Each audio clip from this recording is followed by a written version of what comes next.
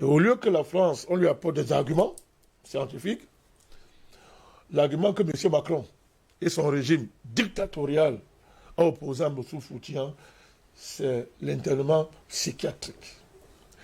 On a fait le bruit autour d'un procès, que non, un procès, parce qu'on arrive au procès, au lieu de mettre l'affaire dont il est question sur la table, c'est une autre affaire sans queue ni tête qu'on met en avant. Alors, pourquoi je souligne le cas Fouti-An? Imaginez que ça aurait été un pays africain. Imaginez que c'était un pays africain. Quelqu'un qui a été unanimement, qui est reconnu en France, qui a servi l'État français à un haut niveau, et dont les compétences scientifiques sont remises en cause par personne. Mon cher gosse. Il donne une opinion, même pas une opinion, il fait une démonstration scientifique, parce qu'il dit qu'il assume et il démontre. C'est pas n'importe qui, quand vous voyez son pédigré, vous vous taisez. Vous vous taisez.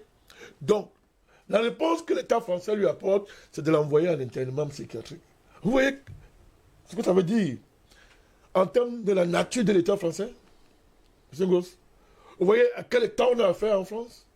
Le rapport que l'État français a à la dissidence scientifique, mon cher gosse, l'internement psychiatrique, ça vous rappelle pas Hitler? Mais ça aurait été un pays africain.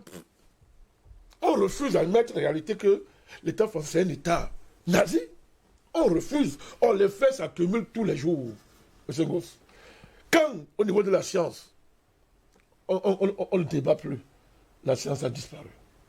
C'est-à-dire, quand au niveau de la science, on ne débat plus, et qu'on oppose à l'argument qui est en face, des arguments non scientifiques et de force, le débat a fui. Mon cher, il n'y a plus de débat. Il y a longtemps que le débat a déserté la France. Et les Africains continuent à dire que c'est un pays démocratique. Et qui est dirigé par un démocrate qui peut parler aux Africains de démocratie. Quand j'appelle mon soutien au professeur Fouti-An,